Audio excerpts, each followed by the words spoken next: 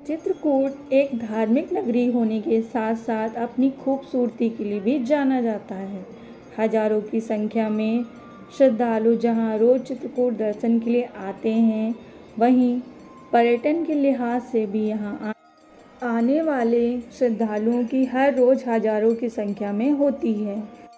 बात करते हैं चित्रकूट के इतिहास की। भारतीय साहित्य और पवित्र ग्रंथों में प्रख्यात वनवास काल में 11.5 वर्षों तक भगवान श्री राम, माता सीता तथा श्री राम के छोटे भाई लक्ष्मण की निवास स्थली है चित्रकूट। चित्रकूट में दर्शन के लिए सबसे पहले हम जा पहुँचे स्फटिक शिला में। स्फटिक शिला की ये विशेषता है कि यहाँ का ये जो पर्वत है, ये शिला है, यह पूरे 12 महीने एक तापमान की रहती है। इसके साथ ही हमने यहाँ की जानकारी लेने के बाद, कथाओं को सुनने के बाद इसकी परिक्रमा की। ऐसी मान्यता है कि इस शिला पर प्रभु श्री राम और माता सीता विश्राम किया करते थे और ज़्यादातर समय इसी शिला पर व्यतीत किया करते थे। और अब हम निकल चुके हैं अपने नेक्स्ट डेस्टिनेशन की ओर।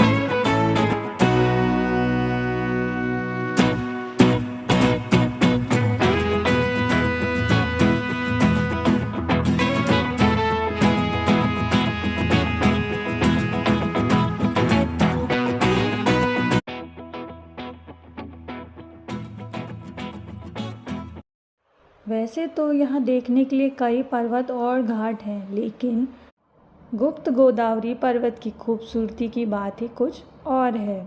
गुफा सक्रिय होती हुई बंद हो जाती है।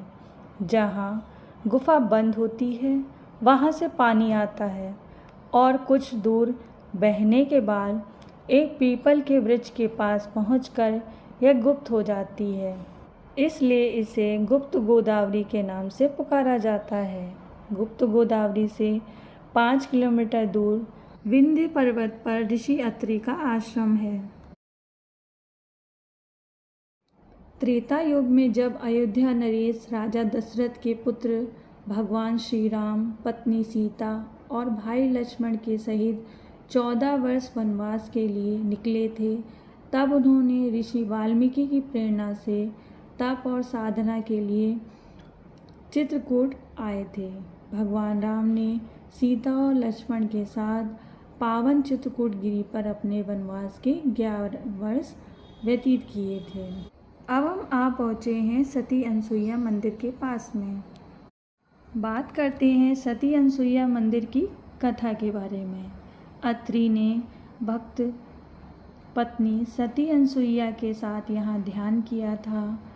कथा के अनुसार वनवास के समय भगवान राम, माता सीता इस आश्रम में सती अनसुईया के पास आए थे। सती अनसुईया ने यहाँ माता सीता को शिक्षाएं दी थी। इसके बाद हम निकल पड़े हनुमानधारा मंदिर के लिए। हनुमानधारा मंदिर जाने के लिए लंबी सीढ़ी चढ़नी पड़ती है और हमारे पास बच्चे थे, इसलिए हमने रोप वे प्रेफर किया।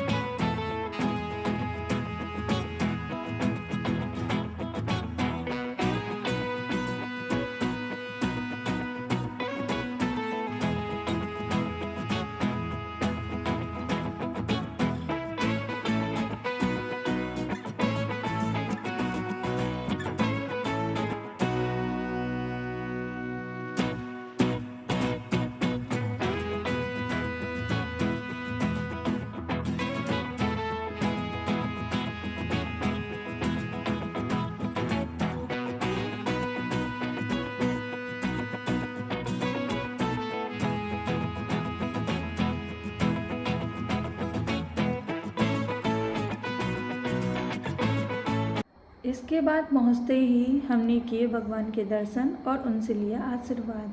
और क्योंकि लौटते टाइम हो गई थी रात, तो हमें करनी थी बोटिंग और हम जा पहुँचे रामघाट। मंदाकिनी नदी के किनारे स्थित यह घाट एक शांत तीर्थ स्थल है। इस नदी के किनारे इस स्थान को भगवान राम, देवी सीता और लक्ष्मण जी के साथ संत गोस्वामी तुलसीदास का साक्षात्कार स्थल माना जाता है। यह चित्रकूट के प्रमुख घाटों में से एक है, जहां आध्यात्मिक व धार्मिक गतिविधियों के कारण भीड़ बनी रहती है।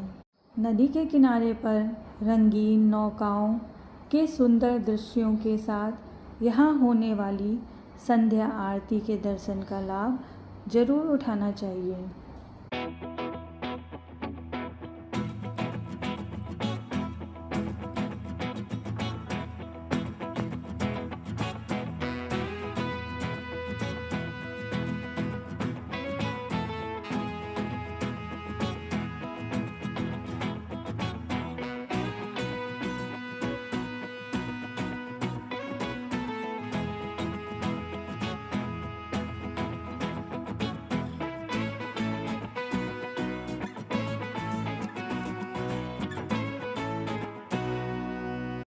तो इस तरह हमने पहला दिन अच्छे से एंजॉय किया और नेक्स्ट डे हम पहुँचे लक्ष्मण पहाड़ी में।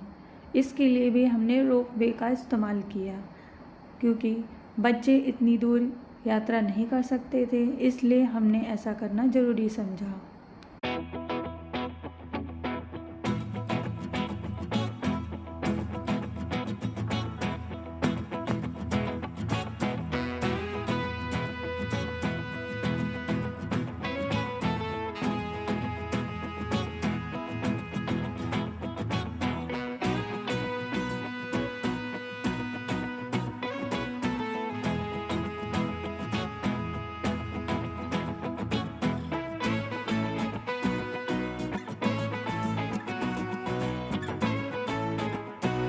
इसके बाद हम गए कामदगिरी पर्वत पर।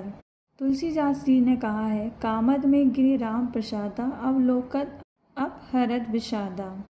अब चूँकि हमारा रूम रामघाट के पास में था, तो हम लोग फिर नेक्स्ट डे शाम की आरती लेने पहुंच गए। इसके लिए पहले से हम वहां पे पहुंच गए और हम लोगों ने पूरे मंदिर के दर्शन किए।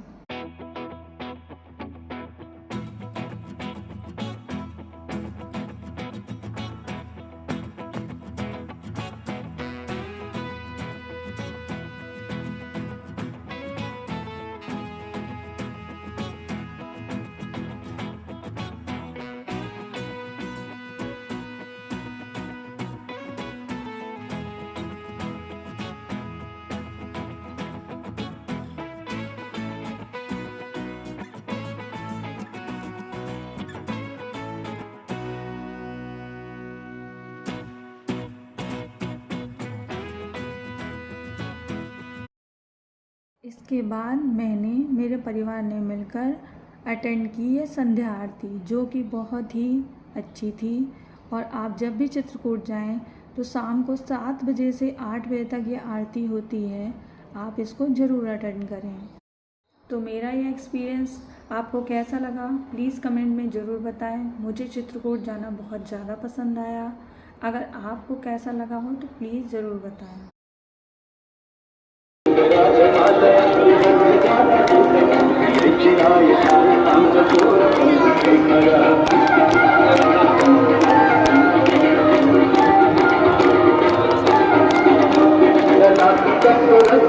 Thank you.